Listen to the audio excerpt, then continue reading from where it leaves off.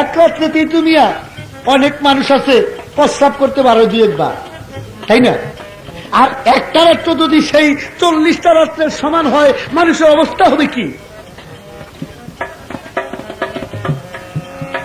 একই করিবে শোনেন দিয়া মন, 40 বার জাগিয়া কেবল দৌড়ান আর দৌড়ান। এক পুরুষের কাছে গিয়া কি জানি কি কয়, জাননি জাননি রে তুমি জাননি বিষয়। এই নারী সেই নারী, দিছে হাদিসে উপমা। সেই নারী হবে বাবা খালেদর জালের মা। 10 মাস 10 দিন একটা রমণী একটা সন্তানকে গর্ভে রাখে, কিন্তু খালেদর জালের মা খালেদর জালকে 40 বছর গর্ভে রাখবেন। এক রাত্র 40 রাত্রের সমান যখন হবে, খালেদর জাল দুনিয়াতে আইতে কিবা কাম করিবে। কতক্ষণ মানে এক রাত্র শেষ হয়ে গেলেই, ভোর হইলেই ওই খালেদর জাল গিয়ে একটা করে কামড় মারে। আর ওই খালেদর জালের মা ঘুম হইতে উঠা অবৈধ মিলামিশা তার সাথে করেছিলেন। খালেদর জাল কিন্তু অবৈধ মিলামিশায় জন্ম হয়েছিল, যার ফলে 40 বছর ছিল মায়ের গর্ভে। প্রথম একটা কামড় দিলে ওই ব্যক্তির কাছে দৌড়ে যাবে যার সাথে অবৈধ মিলামিশা হয়েছিল। গিয়া বলবে, শোনো ওগো, শোনো আমার কথা, রাত্র প্রভাত না হইতে আমার পেটটা করে ব্যথা। সে ব্যক্তি বলবে, যাও, হয়তো তোমার সন্তান প্রসব হইবার সময় হয়ে গেছে। আবার এসা ঘুমাইবে। আবার প্রভাতের কালে দৌড়াইয়া সেই রমণী সেই ব্যক্তির কাছে চলে গিয়া বলে, শুনো শুনো শুনো মোর খবর, কে জানি আমার কলিজাতে মারলো এক কামড়। চিন্তা নাই, তোমার সন্তান আইতেছে। আবার ফিরা ঘুমাইবে। আবার প্রভাতের সময় দৌড়াইয়া খালেদর জালের মায় ব্যক্তির কাছে যায়, গিয়া বলে, আজকে আমি রাখতে পারি না পর্দা, কে জানি কামড়াইতে লাগছে আমার সেই গুর্দা। আরে তুমি চিন্তা করো না, তুমি যাও না। এইভাবে 40 রাত্র সমান যখন হবে, সকালবেলা সূর্য বাবা পশ্চিমে উঠিবে। এই বুবে সূর্য উঠবে পশ্চিমে। খালেদর জাল দুনিয়াতে আসবে কিভাবে? এই যে কামড় দেয়, ব্যথা করে, কলিজায় কামড়ায়, গুর্জায় কামড়ায়, দেখা যাবে খালেদর জাল মায়ের গর্ভে থাকিয়া এই 40 রাত্রে মায়ের কলিজা, গুর্দা, ফেফসা, যাবতীয় ইত্যাদি মাংসগুলি খাইয়া মায়ের পেটটাকে চিরা তারপরে দুনিয়াতে প্রবেশ করিবে দাড়ি মোছ সহ।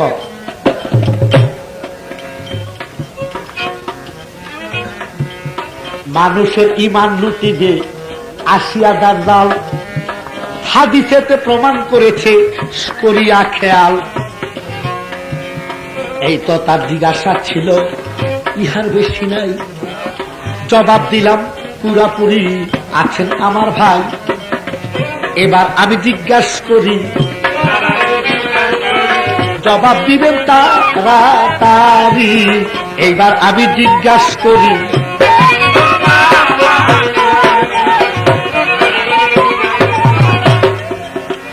আমি এইবার জিজ্ঞাসা করি, হায় রে বন্ধুগণ,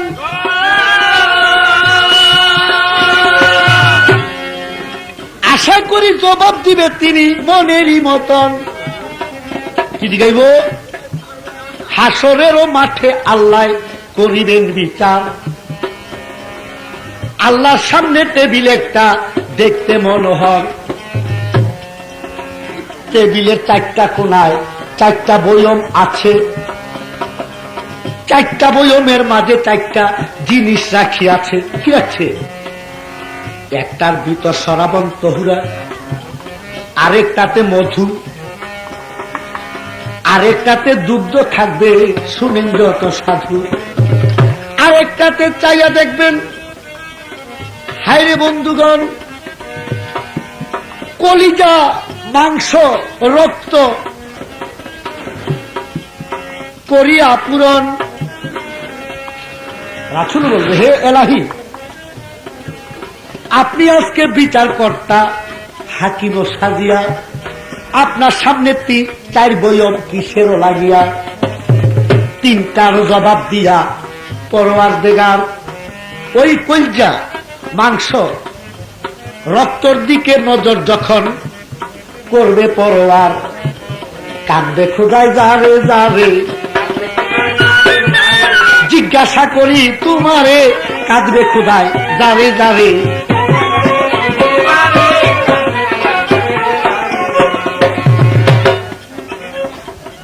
আল্লাহ কাঁদবে ওই কলিজা মাংস রক্তের কথা বর্ণনা দিতে গিয়া আল্লাহ নিজেই কেন্দ্রে ফানা হয়ে যাবেন। আমার প্রশ্ন, এই 3টা বয়মের কথা আল্লাহ বলতে গিয়া কিছু করবেন না, একটা বয়মের কথা বলতে গিয়ে আল্লাহ নিজেই কেন্দ্রে ফানা হইবেন কেন? সেই ব্যাপারটা কি? আরেকটা প্রশ্ন থাকবে, সোয়া হাত উপরে থাকবে সূর্য, এক ব্যক্তি গিয়া এই সূর্যের পাশে থাকবে একটা তারকা, এই তারকাটার মাঝে যখন একটা বাড়ি দিব, তারকাটার নিচে পড়ে তারকা ফাইটা, তারকার ভিতর হইতে একটা মাইয়া বাহির হয়ে আল্লাহর সাথে কিছু কথাবার্তা বলবে। আমার প্রশ্ন, এই তারকাটাকে বাড়ি দেওয়ার পরে তারকাটা ফাইটা যে মেয়েটা বাহির হবে সেই মেয়েটা কে এবং বাহির হয়ে আল্লাহর সাথে কি কি কথা বলবে? আমার কে পর্যন্ত জিজ্ঞাসা হইল রে, আমার কে পর্যন্ত জিজ্ঞাসা হইল রে, তুমি করিও বর্ণনা রে, দুনিয়া দুনিয়া বেশি দিন রে না।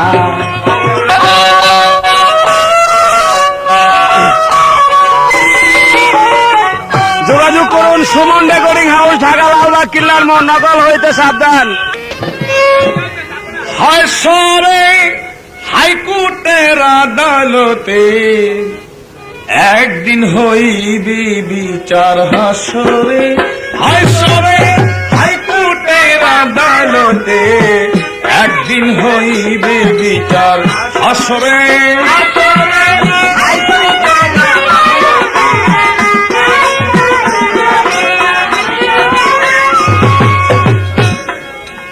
আমার জমিন হবে মাথার উপর সূর্য গরবে,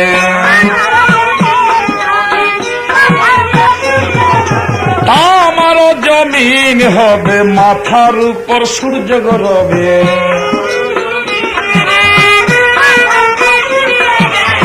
মগজ গলে হবে পানি, নফসি নফসি উঠবে ধরি,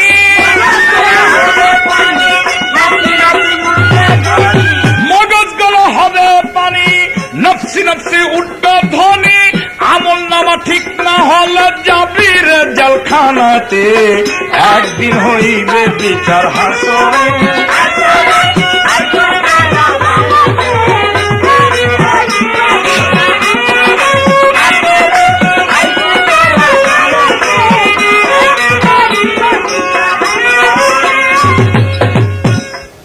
পীর পয়গাম্বর যত নবী নফসি নফসি বলবে গো সবই,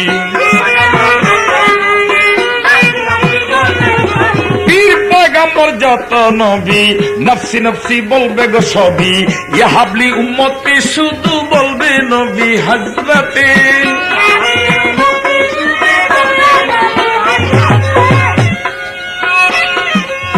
হযরত আলী মা ফাতেমা হাসান হুসেন ভাই দুইজন, হযরত আলী মা ফাতেমা হাসান হুসেন ভাই দুইজন, আখেরার সঙ্গীতটার জন্য তোমারে মুক্তি দিতে একদিন হইবে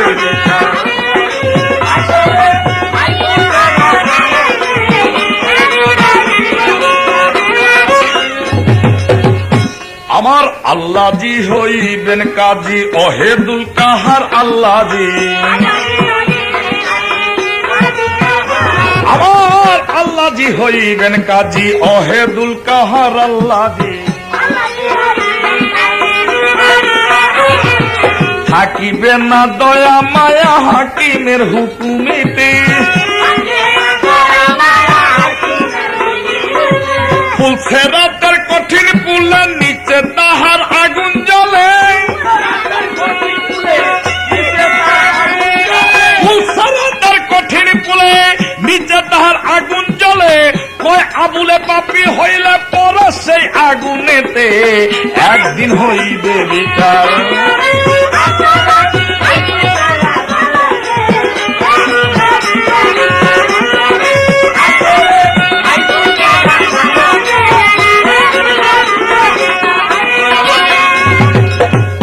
এবার যেভাবে তে প্রশ্ন করে ভুলি না তা মনে পড়ে,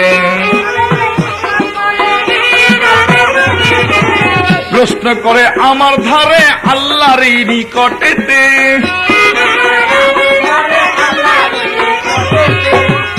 আল্লাহর সামনে টেবিল থাকিবে, তাতে চারটা পেলা রইবে, সামনে টেবিল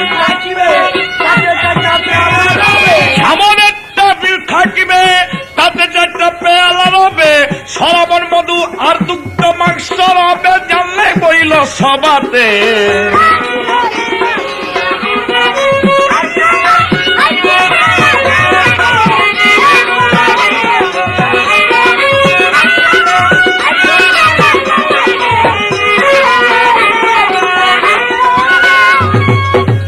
এবার শ্রাবণ তহুরা যেটা, এটা বেহেশতীদের জন্য আল্লাহ দুনিয়ার মধ্যে আল কোরআনে ঘোষণা করিল।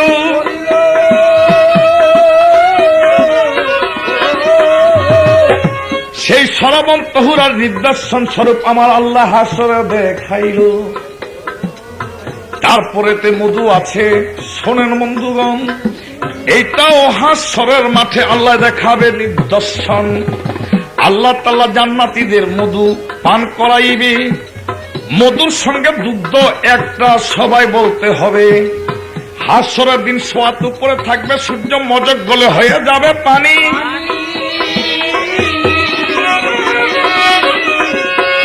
আগো পিপাসা ফাটিবে, সাথী করবে পানি পানি। পিপাসায় পানি জন্য বুক ফেটে যাবে, এত গরম, এত উত্তাপ।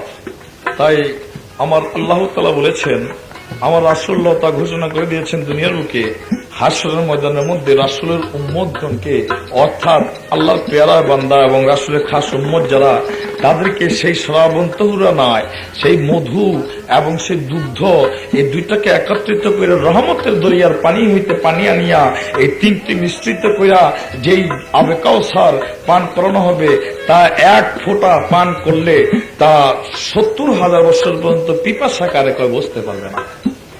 সেইটা সেই দুগ্ধ, যেই দুগ্ধ এক বিন্দু দুগ্ধ, যে দুগ্ধ আমার রাসূলুল্লাহ মেরাজে যাইবার সময় হেরা পর্বতের উপরে, কবুতর পর্বতের উপরে যে দুগ্ধ পেয়ে ৪ ভাগে ৩ ভাগ খেয়েছিলেন, বাদ বাকি অংশ আরশের মধ্যে নিয়ে রেখেছিলেন।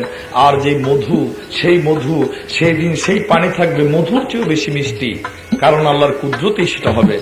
দুগ্ধের চেয়ে বেশি সাদা, বরফের চেয়েও সেই পানি থাকবে বেশি শীতল, বেশি ঠান্ডা।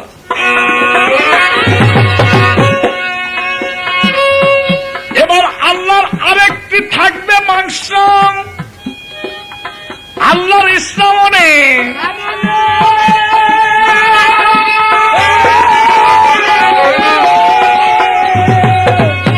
এই কথা যখন জিজ্ঞাসা করবে, বলবে নিরঞ্জনে, আল্লাহ আমার আফসোস করে ছাড়বে চোখের পানি। এইটা বলল কিসের মাংস, অনেকের তো আছে জানা জানি। মুসা নবীর আমলে এক ব্যক্তি মুসা নবীকে ডাইকা কয়, আল্লাহ অনেক সম্পত্তি দিল, আমায় সন্তান দিল নয়। আল্লাহর সঙ্গে কথা বলো তুমি কবুতরে গিয়া, আমার কথা জিজ্ঞাসা কইর, দিও আইসা কইয়া। মুসা নবী কবুতর পর্বতে গিয়া খোদার কাছে করলেন জিজ্ঞাসন। এক রমণী একটা প্রশ্ন করছে, ওইটা করো আলাপন। তার অনেক ধন সম্পত্তি দিচ্ছ, খোদা কেন সন্তান তারে দিলা না? আল্লাহ বলছে ধন পাইয়াছে, সন্তান তো পাইছে না। এই কথা শুনিয়া মুসা ওই বেটিরে কইল, তোমার ভাগ্যেতে আল্লাহ সন্তান না লেখিল। পরদিন ওই রাস্তা দিয়া খোদার এক পাগল ওই রাস্তা দিয়ে চলছে বাবা সুরেন্দ্রের সকল। ওই বেটির দরজার সামনে গিয়া হাক মারিয়া দিল।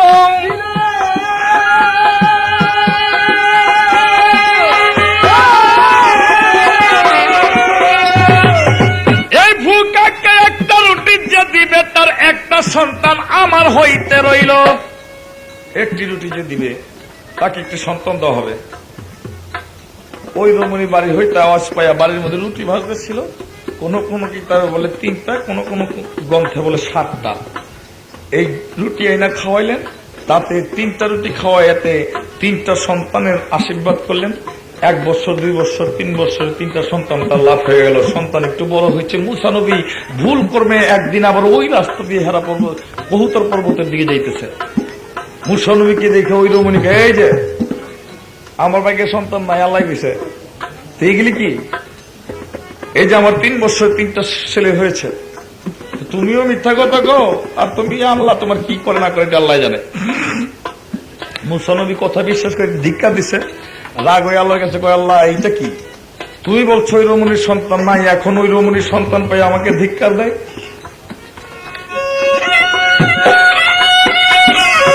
আমার সনে কইলা খোদা কইলা মিথ্যা কথা, আমাকে লোক সমাজে লজ্জা দিলা, হেদ করিলা মাথা। আল্লাহ বলে, ওরে মুসা তোমাকে জানাই, তোমার প্রশ্নের জবাব দিব, পরে একটা কাজ করা চাই। মানুষের মাংস খাইব দাও আমায় আনিয়া। আমার আল্লাহর কথা শুইনা মুছায় চলিলেন ভাইয়া। হাতে এক পেয়ালা, আরেক হাতে তাহার ছুরি, দেশ বিদেশে ঘুরে মুসায় মাংস মাংস করি। মানুষ সে জিজ্ঞাসা করে মুসা নবী ঠাই, আরে কিসের মুসা, আরে কিসের মাংস চাও রে মুসা, কও দেখি সবাই। মুসা কয় মানুষের মাংস, মুসা কয় মানুষের মাংস খাইবে খুদাই।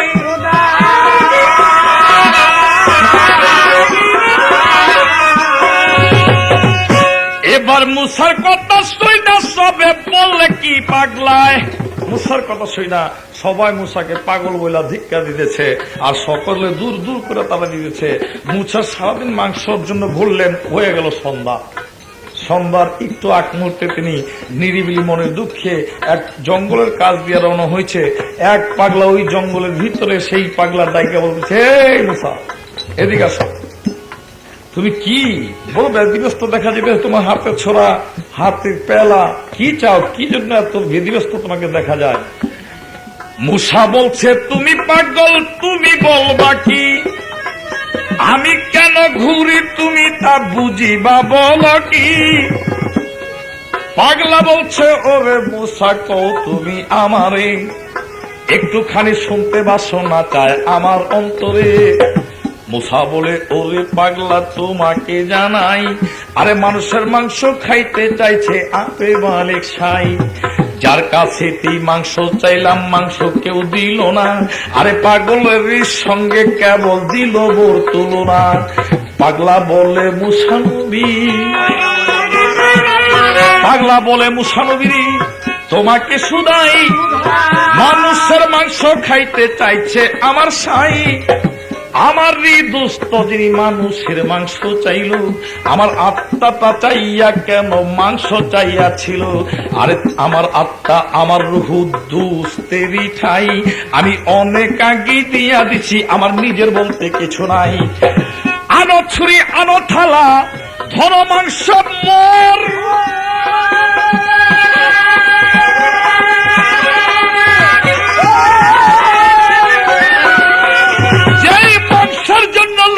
তোমায় করিল দূর দূর, ধরো ছুরি, আনো থালা, ধরো মাংস মোর। মাংসের জন্য যে তোমাকে করিল ধুর ধুর, আর যার মাংস তারে দিব, তাতে আমার হবে কি? এবার মাংস কাইটা দিল তারে, আবার দিল তারে ডাকি। আল্লাহ মানুষের মাংস খাইতে চেয়েছে, হয়তো আল্লাহ খেপসা কলিজা এইটা পছন্দ করতে পারে, তাই তুমি আমার কলিজা নিয়ে যাও।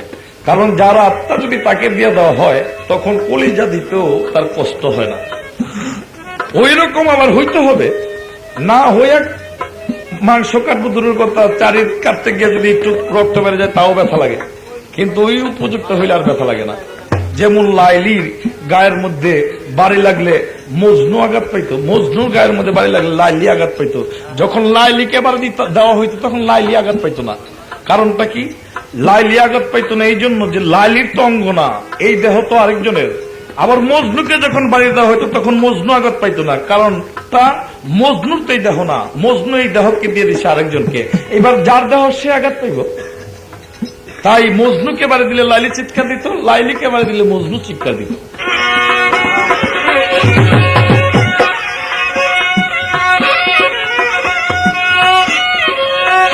আরে সেই মাংস হাসরের ময়দানে থাকিবে আপনারে দেখয়া, এটা আল্লাহরই আশেকের নিদর্শন দেখাইবে সেদিন কিবরিয়া। এই তো আপনার প্রশ্ন ছিল,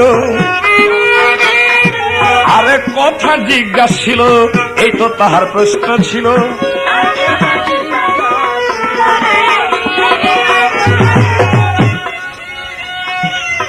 আরে কথা প্রশ্ন করেন, আমি জবাব দিব সবাইকারে। আরে কথা জিজ্ঞাসা করে, আমি জবাব দিব সবার তলে। আরে কথা জিজ্ঞাসা করে শোনেন বন্ধুগণ, মানুষের সোয়াদ উপরে সূর্য থাকবে করিয়া বন্যা, সেইখানেই এক তারকা এক ব্যক্তি আসিয়া ওইটার মধ্যে বাড়ি দিবে দেখছো নি ভাবিয়া। একটা মাইয়া বাহির হইয়া আল্লাহর সঙ্গে বলবে কিছু কথা, ওই মাইয়া কোন মাইয়া কইও তার ভারতা। ওই মাইয়া দুনিয়ার একটা মাইয়া ছিল বেশ্যা নারী। বাবা আল্লাহরই কুদরতে তিনি আছে তারার আকার ধরি। ওই মেয়ের নাম ছিলেন জহুরা। হারুন নবীর যে আমল ছিল, মুসা নবীর ভাই হারুন নবী, ওই হারুন নবীর আমলের এক পতিতালয়ের ব্যবসা জহুরা। আল্লাহ 70,000 ফেরেশতা তৈরি করেছেন, তার মধ্যে 2 ফেরেশতার নাম হলো হারুত আর মারুত। এই হারুত আর মারুত একদিন আল্লাহর কাছে বলে, আল্লাহ আপনি দুনিয়ার মধ্যে জিন ইনসান এত সুন্দর করে নারী পুরুষ সৃষ্টি করেছেন, মানুষ আপনার ইবাদত করে আপনার সৌন্দর্যে মুগ্ধ হইয়া, তাই আমরা একবার আপনার সেই পৃথিবীকে দেখতে চাই। আল্লাহ তাআলার যদি কোনো ফেরেশতার প্রতি হুকুম না হয় দুনিয়ায় আসার, তাহলে ওই ফেরেশতা কিন্তু দুনিয়া আসতে পারবে না। যেমন আজরাইল আসতে পারে, জিব্রাইল আসতে পারে, মিকাইল আসতে পারে, ইসরাফিল কিন্তু আসতে পারে নাই। যেমন মুনকির নকির 2 ফেরেশতা আসতে পারে, কেরাবিন কাতিবিন 2 ফেরেশতা আসতে পারে, কিন্তু অন্যান্য ফেরেশতার কিন্তু আল্লাহর তরফ থেকে হুকুম নাই আসার জন্য। ঠিক অন্যান্য ফেরেশতার মধ্যে 2 ফেরেশতা গণ্য, যেমন হারুত আর মারুত।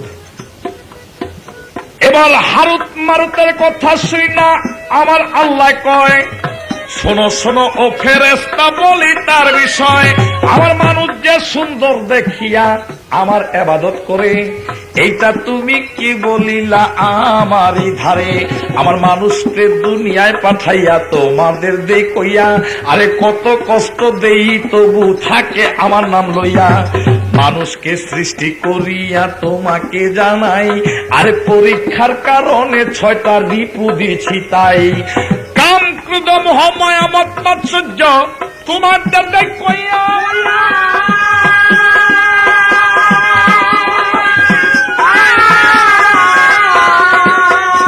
এই রিপু হইতে মুক্ত হয়ে কত কষ্ট করে আমার ইবাদতের লাগিয়া। কাম ক্রোধ মোহ মায়া মদ মাৎসর্য, এই 6টা রিপু তাদের মধ্যে ঢুকাই দিয়েছি এই পরীক্ষা ক্ষেত্রে। এই 6টা রিপু যদি না দিতাম তাহলে কোনো প্রশ্নই উঠতো না। এই 6টা রিপুতে তাদের সর্বদা কুপথে নিতে চায়, তবুও মানুষ আমার ইবাদত বন্দেগী করে। আমি সেই মানুষকে কত ভালোবাসি, মানুষ আমাকে কত ভালোবাসে। আর তোমাকে যদি একটা রিপু দিই তো পৃথিবী গিয়া তুমি টিকতে পারবা না, আর আমার মানুষের লোক তুলনা দাও। হারুত মারুত তবু বললেন, তাহলে একটা রিপু আমাদেরকে দিয়া দেখেন পরীক্ষা করে আপনাকে ভুলে যায় কিনা। আল্লাহ তাআলা সেই 2 ফেরেশতাকে দিলেন একটা রিপু, তার নাম কাম রিপু। কাম রিপু দিয়ে দিচ্ছেন, সেই আসমান দিয়া বাইতে বাইতে বাইতে বাইতে হারুন নবীর দেশে এক পতিতালয়ের কাছে গিয়ে উপস্থিত হয়েছে। যারা দেখে এক দরজার সামনে এক রুমী এত সুন্দরী, এত রূপ তার রূপে ভুলে গেছে, ওই যে কামড়ি পুদিয়ে দিচ্ছে, এটা আল্লাহরই ইচ্ছা। তার রূপে ভুইলা ঘরের ভিতরে ঢুকছে, ঘরের ভিতরে গেছে মতন তিনি মনে করছে আমার কাস্টমার, তাই তিনি শরাব দিচ্ছে, শরাব দিয়ে তাকে খাওয়ায়া বেহুশের মতো করছে। এইবার সেই ইসে যিনি জহুরা তিনি প্রশ্ন করতেছে আপনারা কারা? মুখদা সত্য কথা বেরিয়ে গেছে গা, আমরা হারত মারুদ দুই ফেরেশতা। হারত মারুদ ফেরেশতা আমার ঘরে কিভাবে আসা হইল? বলে ইসমে আজমের মাধ্যমে আমরা আসমানে যেতে পারি এবং আসমানে উঠতে পারি এবং আসমান হইতে নামতে পারি, সেই ইসমে আজমের মাধ্যমে আসি। জহুরা কয় আশ্চর্য হয়ে, সেই ইসমে আজম কি? সেই ইসমে আজম যখন দুই ফেরেশতা বলতে লাগলেন আর জহুরা শুইনা শুইনা কণ্ঠস্থ করতে লাগলেন, যখন ইসমে আজম শেষ হয়ে গেল, দুই ফেরেশতা ইসমে আজম ভুইলা গেল আর জহুরার কণ্ঠস্থ হয়ে গেল। জহুরা চলে গেলেন আসমানের মধ্যে, ধীরে ধীরে বাতাসে উঠতে উঠতে আকাশে যখন গেলেন আল্লাহর কুদরতে একটা তারা হয়ে গেল। তাই 7টা তারার মধ্যে একটি তারা, 7টা তারা শ্রেষ্ঠ, তার একটা তারার নাম হলো জহুরা তারা। এই জহুরা তারার ওই মেয়েটা জহুরা তারা রূপে কিয়ামত পর্যন্ত থাকবে। হাশরের মাঠে তাকে বাড়ি দেওয়া বাহির করা হবে। আর সেই দুই ফেরেশতা হারুত মারুত তারা বাবুল পাহাড়ের নিচে সাজাপ্রাপ্ত হইতেছে, আজ পর্যন্ত তারা আসমানে উঠতে পারে না। ওই দুই ফেরেশতা হাশরের ময়দানের মধ্যে যাদের উঠানো হবে, ওই হাশরের ময়দানের মধ্যে তারা তারাকে দেখা তারা ইসমে আজম খুঁজতে থাকবে। সেই তারার সন্ধান পায়া তারা তারাকে বাড়ি দিলে সেই ইসমে আজম খোঁজার পরিবর্তে সেই জহুরা যখন নিজের রূপ ধরে বাহির হবে, তখন জহুরার কাছে বিনয় করে সেই ইসমে আজম পায়া তারা উদ্ধার হবে। এর আগে তারা মুক্তি পাবে না। আল্লাহর কাছে জহুরা বলবে আমি এক পতিতা, তবু আপনার নামের উপরে আমি রাইখাছি ভারতা। আপনার নামে ঈমান আনলাম ইসমে আজম নিয়া, আমার কি উপায় খোদা দেন আমারে কয়া। আল্লাহ বলছে ও জহুরা তোমাকে জানাই, তুমি আল্লাহর কুদরতে উঠলা আসমানের ঠাই। ইসমে আজমের এমন ক্ষমতা বলি তোমার ধারে, তুমি দেখছো দুনিয়ার ভিতরে একদিন চিন্তা করে। আমার একটা দোস্ত ছিল ইউনুস নবী নাম, একদিন আমার সঙ্গে করলেন তিনি বড়ই অভিমান। অভিমান কইরা তিনি জাহাজে উঠিল, আর জাহাজ ওই অভিমানের গুণে তলাইতে লাগিল। শুধু আমার লোক একটু অভিমান করে দেশ ত্যাগ করতে ছিল, তাই জাহাজের মধ্যে উঠছিলেন। জাহাজ ডুইবা যায়, সেই জাহাজ হইতে তাকে বাহির করা হইল। তিনি পাপী, সেই পাপী দেশ বিতাড়িত করেছেন বলে তাকে পানিতে ফেলাই দিলেন। সেই পানির মধ্যে একটা মাছ এসে তাকে খাইয়ে ফেললেন, পেটের মধ্যে রাখলেন। কিন্তু আমি আমার ফেরেশতা দিয়ে পাঠিয়ে দিলাম ইসমে আজম, যে ইসমে আজম তার কর্ণের মধ্যে ফুকিয়ে দেওয়ার কারণে সেই মাছ তাকে হজম করতে পারে নাই। 41 দিন পরে নিয়ে তাকে বালুর চরের মধ্যে ছেড়ে দিতে হয়েছে। আমার ইসমে আজমের এমন গুণ, তাই সেই ইসমে আজমের ক্ষমতার বলে তোমাকে আমি জান্নাতি করে দিলাম।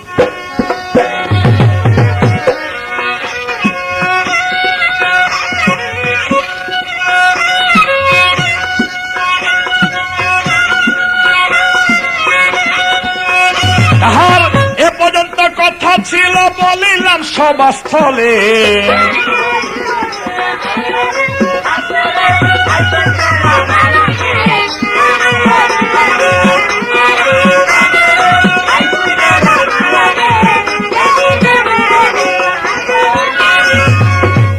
এবার আমার যাহা জিজ্ঞাসা ছিল সবার মধ্যে জবাব হলো।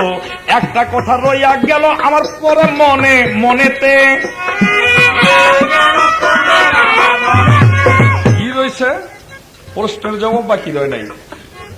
যে জিনিসটা রয়েছে সেই জিনিসটা আমি এখন বলবো। আবার কেউ কেউ কইতে পারেন যে হয়তো প্যাঁচ ধরে কেন, আসলে কিন্তু প্যাঁচ না, কিছু একটা ধরলে কিছু একটা পাওয়া যায়।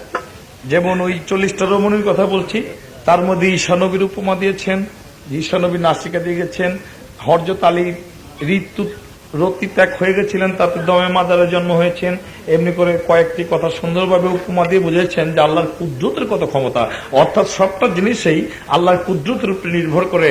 আর আল্লাহর কুদরতের প্রশংসা আপনি যত করবেন তত আল্লাহর নিকটবর্তী আপনি হইতে থাকবেন, আল্লাহ আপনাকে তত বেশি পছন্দ করে। তাই এক রাত্র কিয়ামতের আগে 40 রাত্রের সমান হবে। এক রমণী 40 বার জাগবে। সেই রমণী খানেদার জালের মা অবৈধ কাজ যার সঙ্গে করেছিলেন তার কাছে গিয়া বলবেন 40 বারে সেই একই প্রশ্ন, যেটা গর্বের মধ্যে তাকে অত্যাচার করতেছে। আমাদের এটা বাংলাদেশ, এই যে এখন রাত্র আপনারা দেখতে পাইতেছেন, এটা রাত্র না ভাই? কিন্তু আপনাদের বিশ্বাস হয়নি যে পৃথিবীর মধ্যে এমন কোন দেশ আছে এখন সেই দেশে দিন আছে না? আপনার নাম রেখে ধরলাম। তাহলে আমাদের দেশে যখন থাকে রাত্র, তখন আমেরিকা থেকে দিন। বাংলাদেশ না ইন্ডিয়া না আরব না আফ্রিকা না আমেরিকা, যেই দেশটা থাকবে একটি দিন 40টা দিনের সমতুল্য, সেই দেশটা কোন দেশ? সেই দেশটায় একটা দিন 40 দিনের সমান থাকলে সেই দেশের অবস্থা কি হবে? সেই দেশে একটা দিন থাকবে 40টা দিনের সমতুল্য কেন? সেখানে সূর্যকে কে আটকায় রাখবে? এই আমার একটি কথা।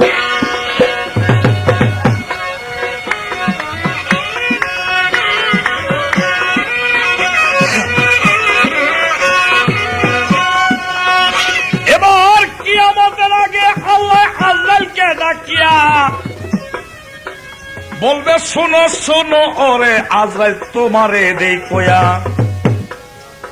দুনিয়ার যত প্রাণী আছে জান কবজ করো, আগে আমার কথা ধরো আজরাইল, আমার কথা ধরো।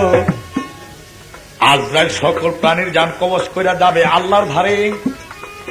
এবার আল্লাহ বলবে, সকল জান কি কবজ হয়েছে বলো এ সংসারে? আজরাইল কয়, হুজুর। আবার গিয়ে দেখে আসো। আবার দেখে গিয়ে আল্লাহর কাছে বলবে, হুজুর হয়েছে। এমনি করে 3 বার পৃথিবীটাকে ভ্রমণ করে আল্লাহর কাছে গিয়ে বলবে, আর কোন প্রাণী নাই। আল্লাহ তাআলা সেই আজরাইলকে বলবে, না নাই, এখনো পৃথিবীর বুকে 10 ব্যক্তি লুকায় আছে, সেই 10 ব্যক্তির জান কবজ করে তুমি আনো। আজরাইল আবার পৃথিবীর বুকে আইসা পৃথিবী কাটে ঘুরা দেখবে, কোথাও কোনো লোক নাই, কোথাও কেউ লুকায়া নাই। মনে মনে চিন্তা করবে, আল্লাহ তাআলা বলছে 10 ব্যক্তি লুকায় রয়েছে। এইবার তিনি লক্ষ্য করে চেয়ে দেখে মাটির নিচের মধ্যে 10 ব্যক্তি লুকায় রয়েছে। সেই ব্যক্তিরা